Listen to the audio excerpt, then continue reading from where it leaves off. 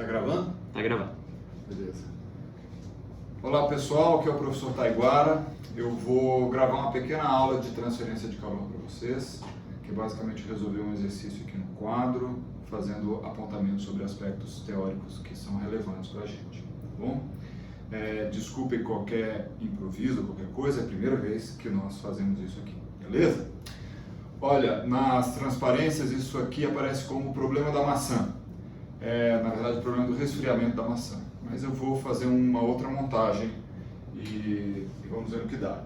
As principais lições da aula de hoje são o balanço térmico desse problema, a solução dele, obviamente, e eu quero dar uma primeira visão para todos sobre os procedimentos de adimensionalização e quais são as vantagens disso, ok? Então vamos lá. Então o nosso problema é o seguinte. Então nós vamos considerar aqui um objeto, pode ser, por exemplo, uma pequena esfera de metal, uma fruta, qualquer corpo sólido. Esse corpo sólido está inicialmente numa temperatura TI, e essa temperatura é maior do que a temperatura do ambiente que é T infinito. Tudo bem? Nas vizinhanças do sólido, existe um processo de transferência de calor por convecção com o coeficiente de transferência de calor por convecção H. Dado. Então, nesse problema, o H é um dado que eu vou fornecer. Ok?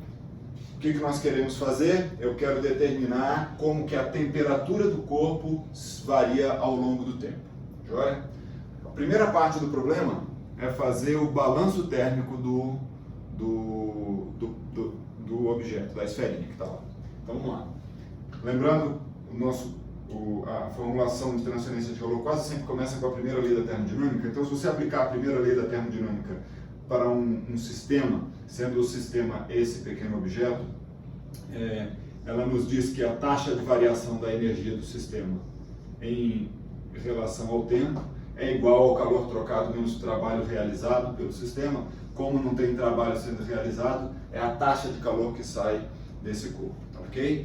A energia da esfera é apenas a energia interna, porque nós vamos desconsiderar variações de energia cinética e potencial. Na verdade, ela está paradinha lá, não tem nada disso. Tá? Então, isso aqui para nós vai ser só a energia interna.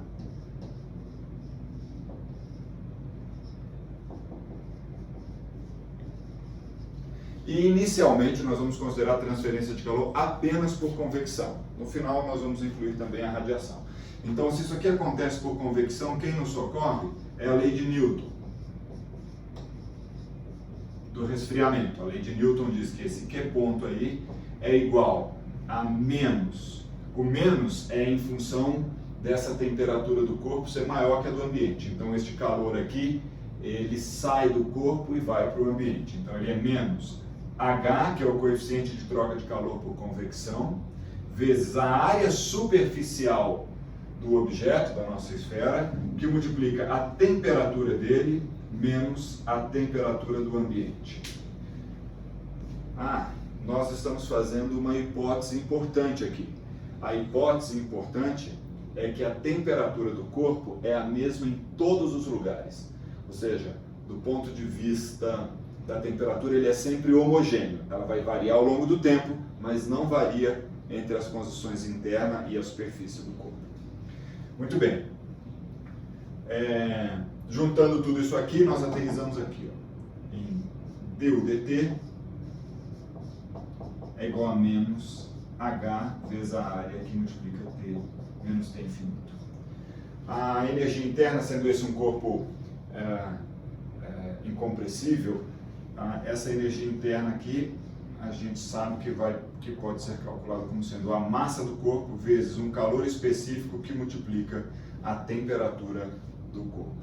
Então, considerando que a massa é constante e assumindo também que o calor específico não vai variar com a temperatura, portanto não vai variar com o tempo, a formulação final da equação diferencial que governa esse problema é essa aqui.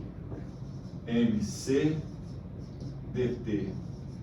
dt igual a menos h A que multiplica T menos T infinito. Obviamente, usando a condição inicial, em que a temperatura no instante inicial é TI, nós podemos definir o problema de valor inicial como sendo simplesmente esse aqui. Pronto. Então, nessa forma aqui, o problema já está bem posto.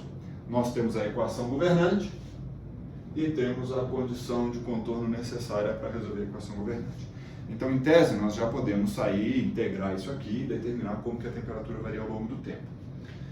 Mas eu vou fazer de outra forma. Antes disso, eu vou fazer uma outra análise. Tá? Então, só recapitulando, o nosso exercício inclui um corpo que tem massa e calor específico constantes. Esse corpo está submetido a um processo de troca de calor por convecção com o ambiente, onde o H é conhecido. E usamos a primeira lei da termodinâmica para determinar qual é a equação governante do processo de resfriamento desse corpo. A temperatura inicial do corpo é TI, que nós fizemos a suposição que é maior do que a temperatura infinita.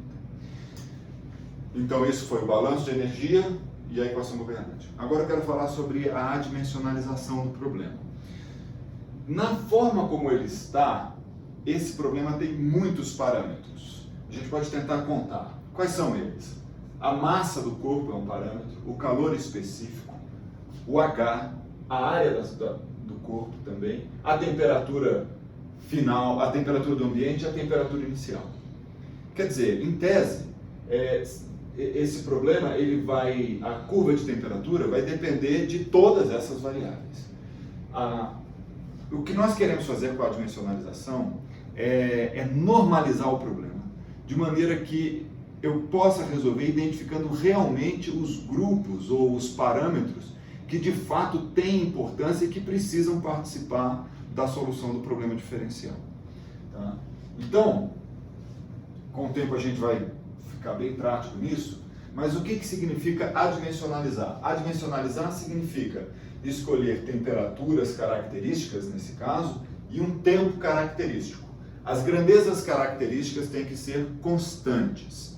E nós vamos dividir todo mundo pelas quantidades características, definindo assim grandezas adimensionais. Tá? Então, nos problemas de transferência de calor, quase sempre o que mais importa é a diferença de temperatura. Então, a primeira coisa que eu vou definir aqui é uma diferença de temperatura.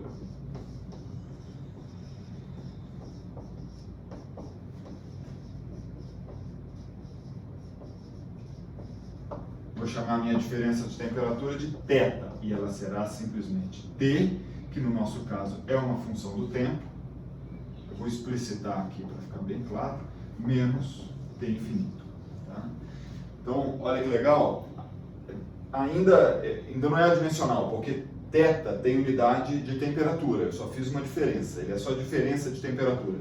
Mas se você tomar a derivada de θ em relação ao tempo, como T infinito é constante, a derivada de constante é zero, isso aqui fica sendo dt.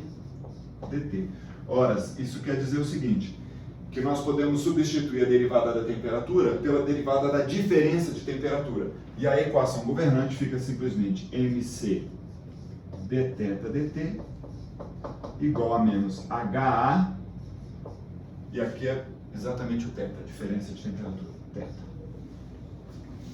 Vou grifar.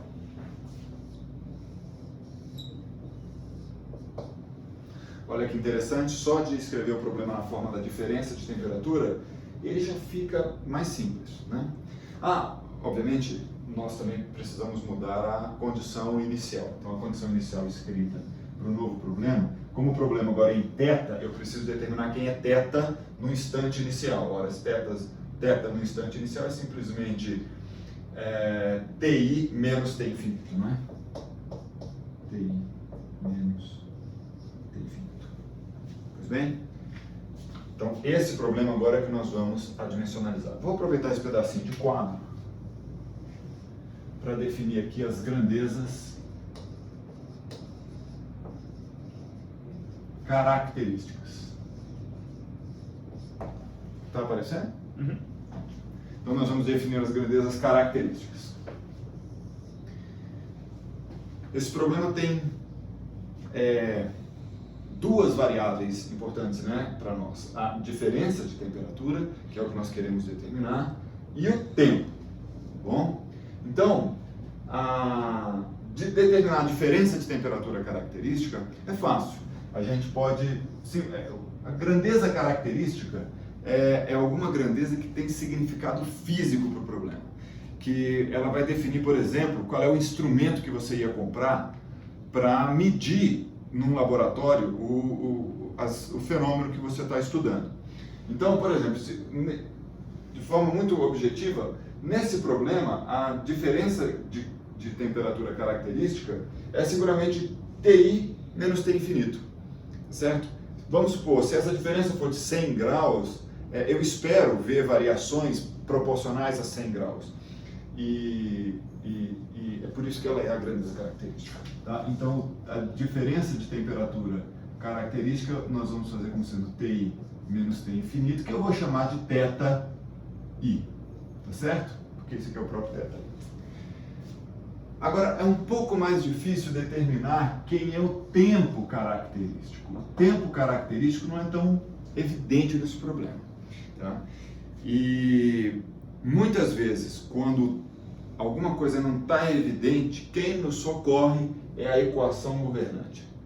Então, repare bem, olhando a equação governante, nós vamos ser capazes de facilmente identificar quem é um tempo característico.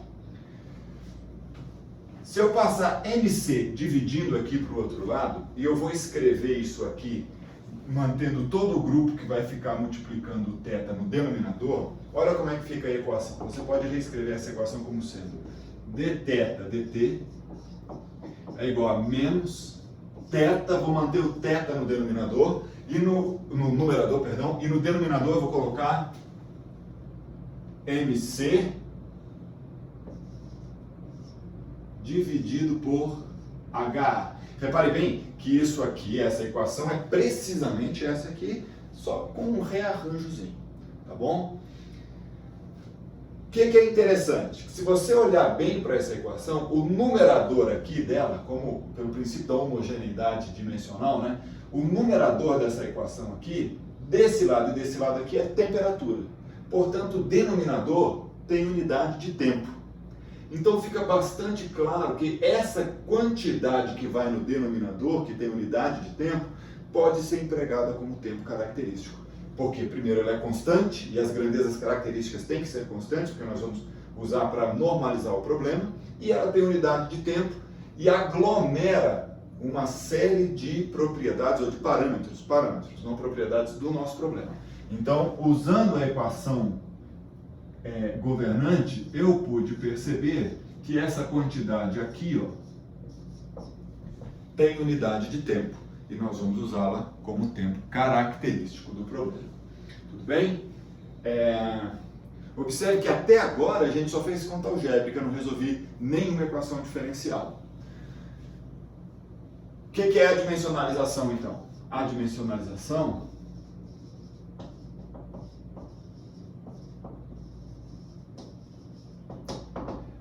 em lugar de eu escrever θ, eu vou querer escrever as grandezas como sendo θ dividido pelo θ característico. Então eu quero substituir na minha equação o θ pelo esse θ til aqui, onde o til não tem dimensão. E o mesmo eu vou fazer pelo tempo. Então isso aqui vai ser o tempo dividido pelo tempo característico. Então vamos usar essa aqui mesmo. O que eu vou fazer? Onde tem θ, eu vou escrever θ til vezes θ característico. Então, e onde tem t, eu vou escrever t til vezes t característico. Então como é que fica essa equação? Ela vai ficar assim: d que multiplica θ característico θ til dividido por d, e aí vai aparecer assim: t característico vezes t til. Muito bem. Do outro lado da equação aparece o menos. No lugar de θ eu vou escrever θ til vezes θ característico. O contrário, tá? θ característico vezes θ til. Dividido por quem? Aí eu vou manter aqui assim, MCHA, que já é a constante que está aqui, dividido por nada, né? Só eu, desculpa. Muito bem, então vamos ver o que acontece aqui. Θ característico é constante, sai da derivada, está multiplicando os dois lados, cancela. O tempo característico é precisamente esse grupo aqui, se você reparar lá do outro lado do quadro. Então, eu também, como ele é constante, sai da derivada, cancela. Muito bem, como ficou o problema na forma adimensional?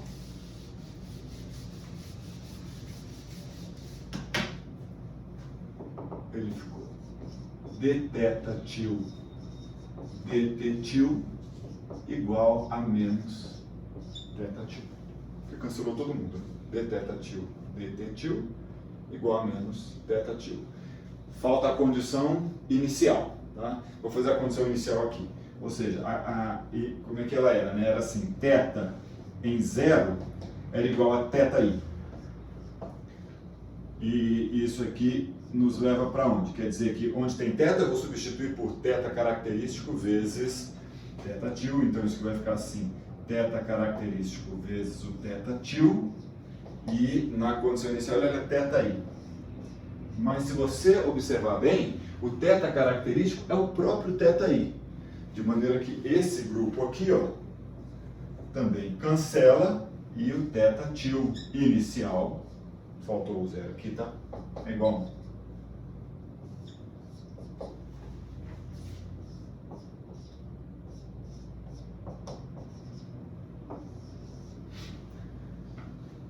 Sem resolver nenhuma equação diferencial, só fazendo conta algébrica, identificando quem são as grandezas características do problema e depois procedendo com uma adimensionalização, nós reescrevemos o problema.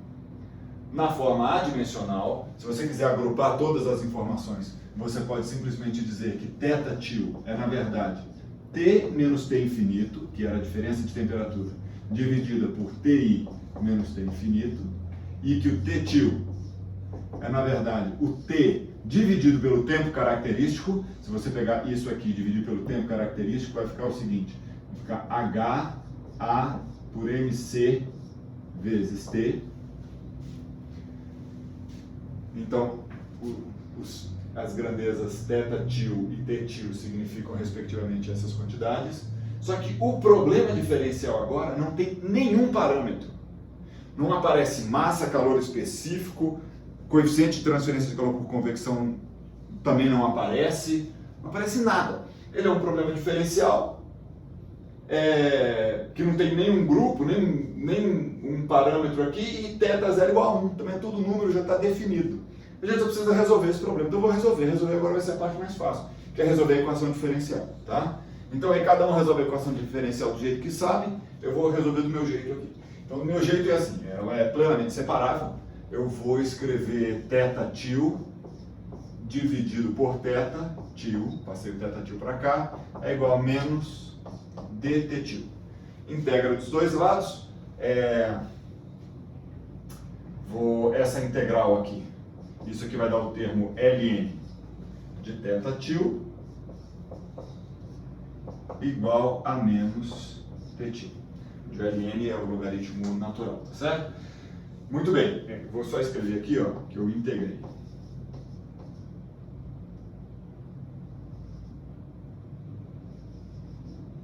Se você tiver problema com esse procedimento de integração, você pode me procurar depois e eu te ajudo a fazer a integral de outras maneiras, tá? E aqui o que eu estou usando? Faltou uma coisa, hein? Mais uma constante, né? Mais uma constante de integração, não é isso? Como é que eu vou achar a constante de integração? Com a solução inicial. Então, o que nós sabemos? Se você aplicar em t til igual a 0, isso é 0, e o θ é igual a 1. Então, isso aqui vai ficar assim, ln de 1 é igual a menos 0 mais uma constante, e aí fica bem claro que se, como o logaritmo de 1 é 0, a constante também é 0.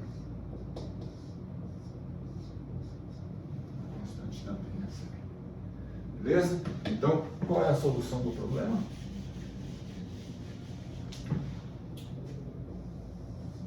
Então, a solução do problema ficou ln de θ igual a menos t. Se você aplicar a exponencial dos dois lados, isso aqui vai ficar simplesmente θ de t é igual a exponencial de menos t. Então, essa é a solução do problema do resfriamento ali. Vamos colocar isso aqui na forma de um gráfico e olhando desse jeito aqui.